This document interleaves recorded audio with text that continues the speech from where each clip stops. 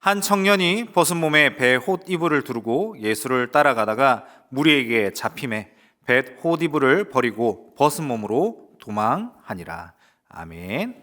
이번 한 주간은 우리는 고난 주간으로 보내고 있습니다. 어떻게 고난 주간을 보내고 계신지요? 각자의 방법이 있으리라 생각이 됩니다. 어떤 분들은 정말 금식하며 기도함으로, 또 어떤 분들은 금식은 힘들지만 조금 더 열심히 기도하고 또 새벽을 깨우시고, 또 어떤 분들은 더 열심히 찬양함으로, 또 청소년들은, SFC 운동원들은 미디어를 금식하기도 하고요. 우리가 이 고난 주간을 보낼 때 담임 목사님께서 말씀해 주셨던 것처럼, 우리 예수님 십자가에 돌아가셨는데 불쌍해서 어떻게 합니까? 이게 아니라 십자가에서의 죽으심과 부활하심, 그 영광을 묵상하며 한 주간 나아갈 수 있어야 합니다. 제 신학교 동기 중에 막내 라인이 있습니다. 그 막내 라인 친구 한 명이 이제 9월달, 10월달에 이제 결혼을 하게 되는데요. 제가 그 친구한테 장난삼아 물었습니다. 친구야, 이제 결혼을 하는데 사모님 새벽 기도 잘 가시나? 사모님 기도는 하루에 몇 시간 하시노? 방언 기도는 하시나? 제가 이렇게 장난스럽게 물었고, 그 친구도 웃으면서 그렇게 화답해 줬습니다. 왜 이런 말을 장난스럽게 하냐면요, 사실요, 우리가 사역을 하면서 얻게 되는 많은 열매들이 있지 않습니까? 그러한 열매들은요, 방언 기도로 나타나는 것도 아니고 새벽 기도 몇 시간으로 나타나는 게 아니라 우리 성령의 9가지 열매 있지 않습니까? 사랑, 기랑, 화평, 오래 참음, 자비, 양성, 충성, 온유, 절제, 이 9가지 열매가 삶 가운데 나타날 수 있어야 합니다. 우리가 이 고난 주간을 보낼 때 이 9가지 열매가 드러났으면 좋겠습니다. 기도 몇 시간 하고, 물론 중요하죠. 방언 열심히 하고, 필요합니다. 그런데 그것보다 더 필요한 것, 사실 못해도 됩니다. 이 고난 주간에 우리가 필요한 것은 그 9가지 성령의 열매입니다. 다른 종교에도 사실 많거든요. 우리는 그런 것을 구하지 맙시다. 성령의 9가지 열매를 구하고 이 고난 주간에 예수님과 더욱더 친밀해지는 한 주가 되었으면 좋겠습니다. 제가 20살 때 고신대 신학과를 입학했습니다. 그리고 처음 맞이하게 되는 고난 주간이 다가왔습니다. 어떻게 하면 고난 주간을 의미 있게 보낼 수 있을까라고 고민을 했습니다. 인생 최초로 금식에 도전하기로 했습니다. 105kg짜리가 금식을 하겠다고 이제 선포를 했습니다. 무려 일주일 동안 말입니다. 결과부터 말씀드리자면 열심히 했는데 목요일 날 갑자기 누가 튀김을 한 조각 주는데 제가 실수로 그걸 받아 먹었습니다. 그래서 아쉽지만 여기서 끝내자 하고 목요일에 갑자기 훅 들어오는 그 튀김 한 조각 먹으면서 이제 금식이 끝나게 됐는데, 어찌되었든 그 주에 목요일 점심까지 열심히 굶어봤습니다. 그런데 이 금식을 할 때 우리가 단순히 굶는 것으로 끝나는 것이 아니라 사실 굶으면서 기도해야 되거든요. 또 성경이 말하는 것처럼 머리에 기름을 발라가면서 금식하는 거를 티내면 안 됐는데 20살에 저는 정말 반대로만 했습니다. 친구들아, 나 이번 주에 금식하니까, 형님들, 선배님들, 저 이번 주 금식하니까 밥은 다음 주에 먹읍시다, 이러면서 자랑하면서요, 기도도 안 하고요, 예수님을 바르게 묵상하지도 않았던 것 같습니다. 지금 돌아봤을 때 참 부끄러운 한 주였다라고 생각을 합니다. 말씀드린 것처럼 고난 주간입니다. 고난 주간을 맞이하여 금식한다는 것, 그리고 각자의 사정이 있으시겠죠. 그리고 그 열정은요, 참 귀한 일임에 분명합니다. 그런데 제가 했던 그 방향성만큼은요, 완전히 엉망이었습니다. 제가 20살 때 했던 금식에는 기쁨도 없었고, 하나님을 향한 사랑도 없었고, 그 성령의 9가지 열매는 더더욱 없었습니다. 그저 제 머릿속에는 내가 신학생인데 어떻게 하면 고난 주간을 신학생처럼 보낼 수 있을까? 어떻게 하면 내가 좀 드러날 수 있을까? 라는 고민들로만 가득 찼던 것 같습니다. 금식을 한다는 그 열정은 가득했고, 열심히 했습니다. 그런데 아무리 열심히 해도요, 바른 방향으로 나아가지 못한다면 그것만큼 헛된 일이 없을 겁니다. 이번에 3월 마지막 주에 했던 다이소 전도 축제 때 저는 이제 중보기도 팀장을 맡았습니다. 기도할 때 선생님들과 이런 기도 제목을 나눴습니다. 우리가 아무리 열심히 일하고 정말 좋은 결과가 나왔다 할지언정 기도하지 않고 이 일을 마무리했다면 그것은 저주입니다. 하나님 없이 일할 수 있다라는 그 교만의 지름길이 되는 일입니다. 선생님들, 일 조금 못해도 됩니다. 우리가 세웠던 계획 조금 틀어져도 됩니다. 그런데요, 선생님들, 우리 기도합시다. 하나님을 구합시다. 하나님의 뜻을 간절히 구하며 함께 기도합시다 라고 이렇게 기도 제목을 나누었습니다. 맞습니다. 성도에게 필요한 것은 하나님을 찾고 하나님과 함께하고자 하는 방향성입니다. 이 땅에 존재하는 수많은 이단들을 보십시오.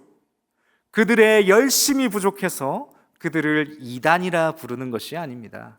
방향성이 아예 틀렸기 때문입니다. 그들이 이단이라 불리는 이유는 열정의 부족이 아닌 방향성이 틀렸기 때문입니다. 사랑하는 성도 여러분, 우리가 이번 주에 고난주간을 보내게 됩니다. 그리고 이 고난주간 때에 예수님을 더 깊게 묵상해야 됩니다. 우리의 방향은 어디로 나아가고 있는지를 다시 한번 점검해 볼 필요가 있습니다. 예수님을 묵상하면서 나의 삶 가운데에 그 성령의 9가지 열매가 등장을 하는지 점검해 보아야 합니다. 하나님의 기쁨으로 나아가고 있습니까? 아니면 나의 기쁨, 또 사람의 기쁨, 아니면 세상의 만족을 위해 나아가고 있는지를 점검할 수 있어야 됩니다. 오늘 본문에서는요, 한 청년이 등장을 합니다. 이 청년이 얼마나 예수님을 향한 이 열심이 있었는지 본문은 말하고 있습니다. 이 청년이 벗은 몸에 배에 홑이불을 두르고 예수님을 따를 정도였다고 이렇게 말하고 있습니다. 이 열심이 어느 정도였는지 그냥 벗은 몸에 따라온 겁니다. 어떤 느낌이냐면요, 내가 예수님을 정말로 사랑합니다. 내가 가진 모든 것 다 내어놓고 나 그냥 알몸에 홑이불 하나만 둘러도 불편함 없습니다. 주님, 나 무엇이든지 시켜주십시오. 내가 주를 향한 이 열심으로 예수님을 따라가겠습니다 라고 고백하는 것과 같습니다. 멋지지 않습니까? 주를 향한 이 열심과 열정이 오늘 교회에도 이어지고 있습니다. 현실의 한계와 제한을 뛰어넘어서 교회에 헌신하는 분들이 참 많이 있습니다. 정말 멋진 일입니다. 이러한 열정으로 많은 분들이 교회에 헌신하시고, 또 어떤 이들은 이러한 열심으로 신학교를 가기도 하고요. 또 우리 교회의 자랑, 매일매일 식사가 교회 안에서 이루어지고 있습니다. 봉사로 이루어지고 있습니다. 얼마나 기쁜 일이고 얼마나 감사한 일입니까? 그리고 저도 이제 신학교를 입학할 때 제 담당 전도사님이 계셨습니다. 그 담당 전도사님과 함께 기도하면서 신학교에 그 뜨거운 마음을 가지고 입학했던 그런 기억이 있습니다. 여러분들 가운데 그러한 뜨거움이 계셨던 분들 많이 계시지 않습니까? 그러한 뜨거움을 가지고 오늘도 신앙생활 열심히 하는 분들 또한 많이 계시지 않습니까? 이게 정말 귀한 일이고요, 정말 복된 일입니다. 그런데 오늘 본문은 그 청년의 뜨거움에 대해서만 말하고 있지는 않습니다. 본문은 말합니다. 우리 한 목소리로 함께 다시 읽어보겠습니다. 51절, 52절 한 목소리로 읽겠습니다. 시작. 한 청년이 벗은 몸에 무리에게 잡힘에 배 홑이불을 버리고 벗은 몸으로 도망하니라. 아멘. 예수님을 향해서 뜨거운 열정을 가졌던 이 청년이 무리에게 잡히게 됩니다. 예수님을 향한 이 뜨거움을 가지고 주님 한 분만 따르겠습니다. 나는 알몸이어도 됩니다. 홑이불만 있어도 주님을 따르겠습니다 라고 말했던 이 청년이 무리에 잡히게 되고 현실에 부딪히게 되고 목숨이 위험하게 됩니다. 이때에 그는 어떤 선택을 하냐면 배 홑이불을 버리고 도망을 갑니다. 예, 맞습니다. 본문은 이 달리기에 불편한 배 홑이불을 버리고 이 청년은 알몸으로 벌거벗은 채 죽지 않기 위해 부끄러움도 잊은 채 도망을 가게 됩니다. 왜 성경은 이러한 일을 기록했을까요? 부끄러운 일이지 않습니까? 좀 사투리로 하면 남사스럽지 않습니까? 왜 이 종이도 귀한 시대에 이런 남사스러운 일을 기록하였을까요? 다시 한번 돌아봅시다. 청년에게 열정이 없었습니까? 아니요, 열정은 있었습니다. 뜨거운 열정이 있었습니다. 그리고 이 뜨거운 열정을 가지고 예수님을 따르겠습니다, 헌신하겠습니다 라고 분명하게 고백했던 자였습니다. 그런데 그런 열정이 현실의 문제에, 즉 무리에게 붙잡히게 되자 그 열정이 온데간데 없이 사라지게 되었습니다. 우리의 삶을 돌아볼까요? 우리도 열정이 있습니다. 그런데 우리도 현실의 문제에 부딪히게 될 때, 맞닥뜨릴 때 그 열정이 이어질 것인가 또는 사라질 것인가, 이러한 갈림길에 우리도 서게 된다라는 겁니다. 성경의 인물들을 볼까요? 가룟 유다는 열정이 없어서 예수님을 배신했습니까? 구약에 등장하는 요나는 열정이 없어서 니느웨로 안 간다 했습니까? 베드로는 열정이 없어서 예수님을 닭이 3번 울기 전에 부인했습니까? 아닙니다. 그들에게는요, 주님을 사랑한다는 분명한 신앙, 그리고 분명한 열정이 있었습니다. 그럼에도 그들의 방향성은 어느 순간 그 현실의 문제를 맞닥뜨리게 된 그 순간에 틀어지게 되었고요, 어느 순간 하나님을, 예수님을 배신하는 경우가 생기게 되었다라는 겁니다. 저 중고등부 때, 청년 때 유행했던 수련회에서요, 이제 어느 순간 이제 기도회가 다 끝나고 주님을 위해 헌신하고 싶으신 분들 손 들고 한번 일어서 보십시오. 선교사로, 목사로 부름받은 여러분들 일어나 보십시오. 그러면요, 사람들이 열정이 불타올라서요, 너도 나도 일어납니다. 그런데 예를 들어 100명이 일어났다고 칩시다. 몇 명이나 신학교를 갔을까요? 잘 알지 않습니까? 이 열정이라는 것이 현실의 문제와 맞닥뜨리게 되는 그 순간에 꺼지게 된다라는 겁니다. 이 뜨거움, 그리고 이 열정과 관련 있는 동물이 하나 있는데요, 그것은 바로 양입니다. 특별히 그 중에 어린 양이 정말 이 뜨거움과 관련이 있습니다. 성경은요, 우리를 향해서 어린 양으로 비유를 하지 않습니까? 또 예수님은 우리의 목자라고 말씀을 하십니다. 양 중에 특별히 어린 양이 어떤 특징이 있냐면요, 어린 양은요, 시야가 발달해 있지 않습니다. 시야가 약 2m 정도 된다라고 합니다. 2m면요, 성인 한 2발자국 정도 될 겁니다. 그러니까 양의 시야가 딱 요 정도인 거죠. 그래서요, 양들은요, 원래라면 한 발자국 한 발자국 걷고 두리번 해야 되고요, 또 한 발자국 걷고 두리번 해야 됩니다.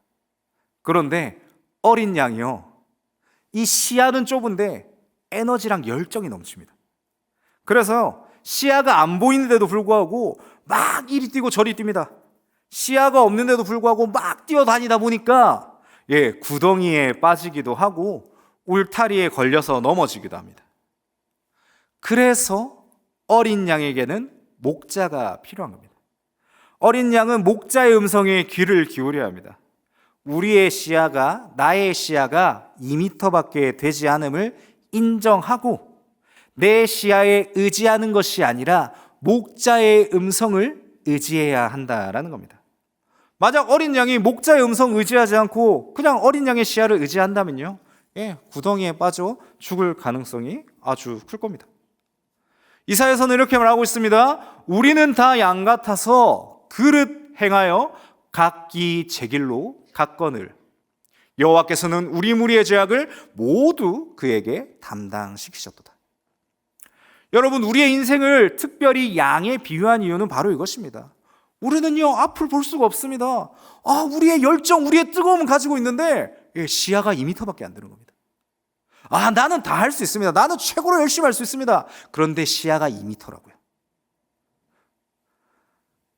우리의 인생도 이런 양과 같고요, 특별히 오늘 본문에 등장한 이 청년의 인생도 어린 양과 같았다라는 겁니다. 시야가 2m밖에 안 되는데 열정이 넘쳤습니다. 그래서 목자의 말에 귀를 기울여야 하는데 그냥 막 뛰어다닙니다. 그러면서 우리 목자가 얼마나 위대한 목자인데 어떻게 나한테 어려운 일이 있겠습니까? 라면서 막 뛰어다닙니다. 여러분들, 양에게는 능력이 있습니까? 없습니까? 양에게는 능력이 없습니다. 목자에게 능력이 있죠. 그런데요, 우리는요, 이 청년처럼 가끔 착각합니다. 우리가 능력이 있는 것처럼 말입니다. 나에게 열정이 있으니까 그냥 뛰어다니면 그냥 다 되겠지 라는 착각을 한다라는 겁니다. 구약 성경인 전도서를 기억해 보시길 바랍니다. 전도서는요, 인생의 불공정함, 불공평함을 꽤나 직설적이게 말합니다.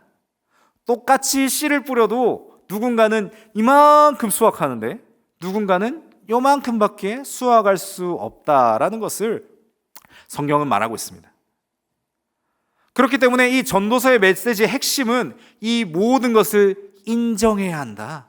하나님을 바라볼 때 이 모든 것을 인정하고 하나님을 바라볼 때에 하나님의 복이 시작된다라는 것을 전도서는 말하고 있습니다. 결국 하나님을 경외하는 삶이 무엇입니까? 라고 했을 때, 신앙생활이 무엇입니까? 라고 했을 때 하나님이 나를 사랑하신다라는 것을 믿고 그분이 나에게 무엇을 원하시고 무엇을 누리며 살아가게 하는지를 알아가고 또 그렇게 살아가는 것이, 즉 하나님을 인정하는 것이 신앙생활이다라고 본문은, 전도서는 말하고 있습니다. 사랑하는 성도 여러분, 우리는 지금 고난주간을 보내고 있습니다. 말씀드린 것처럼 금식하는 분들도 있고 또 그 외에 각자의 방법으로 이 고난주간을 보내고 있습니다. 자, 그런데 질문 드립니다. 이거 왜 합니까?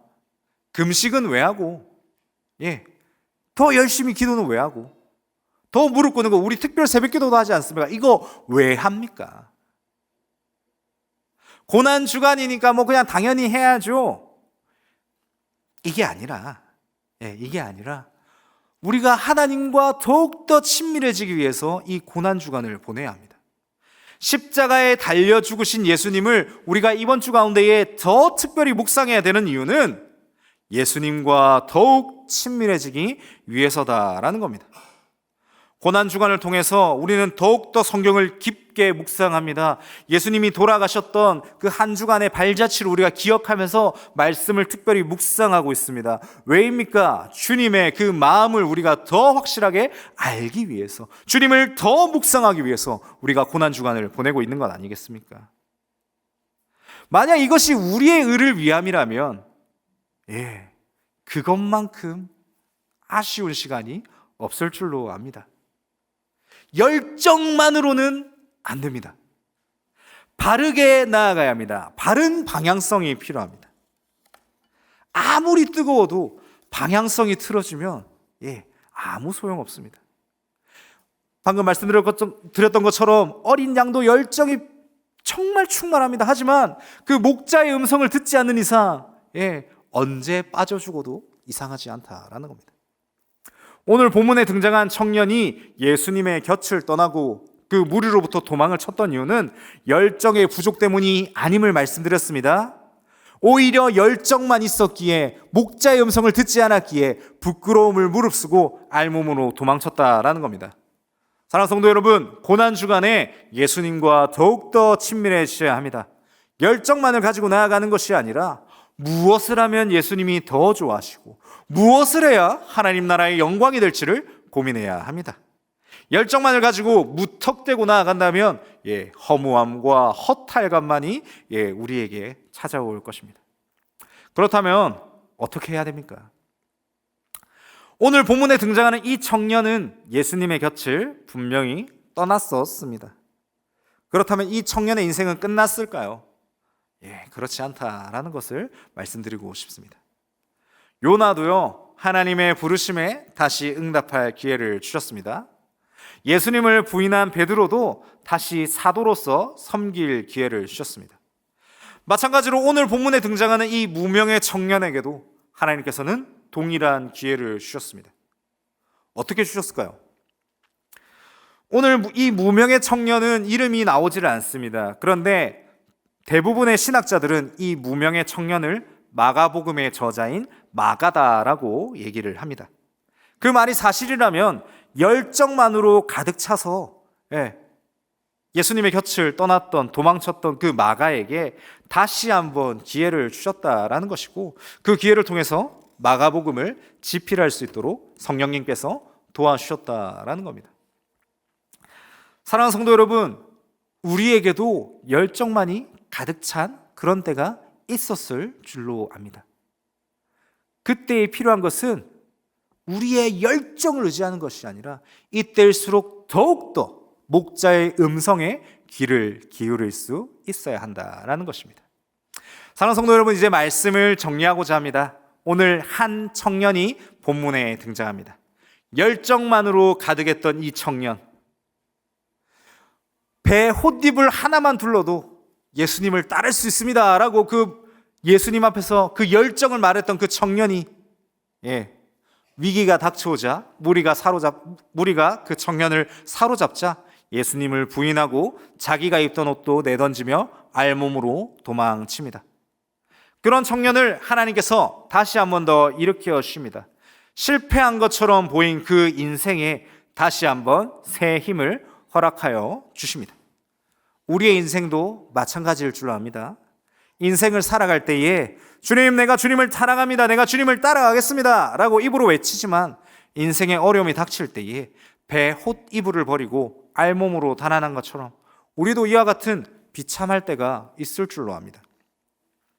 열정만 가득했지 방향을 모르는 어린 양과 같았다라는 겁니다. 이때 우리는 좌절하는 것이 아니라, 넘어지고 쓰러지는 것이 아니라 목자 되신 주님께서 우리를 다시 한 번 더 이끌어 주심을 기대하고 소망할 수 있어야 합니다. 오늘 말씀의 제목을 이게 아닌데 라고 지어보았습니다. 말씀드렸지만 우리는 어린 양과도 같습니다. 멀리 볼 수 있다고 착각하시면 안 됩니다. 한치 앞도 못 보는 인생인데 왜 우리는 우리의 열정을 의지합니까? 주님을 의지하시길 바랍니다. 목자의 음성에 귀를 기울이십시오. 우리의 열심, 그거 중요한 거 아닙니다. 방향을 똑바로 잡으셔야 됩니다. 우리의 인생의 지식과 경험을 방향으로 잡지 마시고, 여러분의 열정으로 방향을 잡지 마시고 주님의 음성에 그 방향을 잡으시길 바랍니다. 이 열정도 언젠가는 지칠 겁니다. 그때일수록 우리는 내 열정을 의지하면 안 됐구나라고 회개하고 돌이키고 다시 한번 더 목자의 음성을 기울이는 우리의 삶이 되어야 할 줄로 믿습니다. 특별히 이번 주는 고난주간으로 보냅니다. 주님과 더욱 친밀한 한 주가 되시기를 간절히 소망합니다. 주님의 성품을 더욱 닮아가십시오. 우리의 열정으로 우리의 인생을 망치지 마시기 바랍니다. 남은 고난주간을 보내실 때 나의 열정을 의지하는 것이 아니라 주님의 음성을 들으시며 주님과 더욱 친밀해지시는 목자를 따라가시는 이번 한 주가 되시기를 간절히 소망합니다.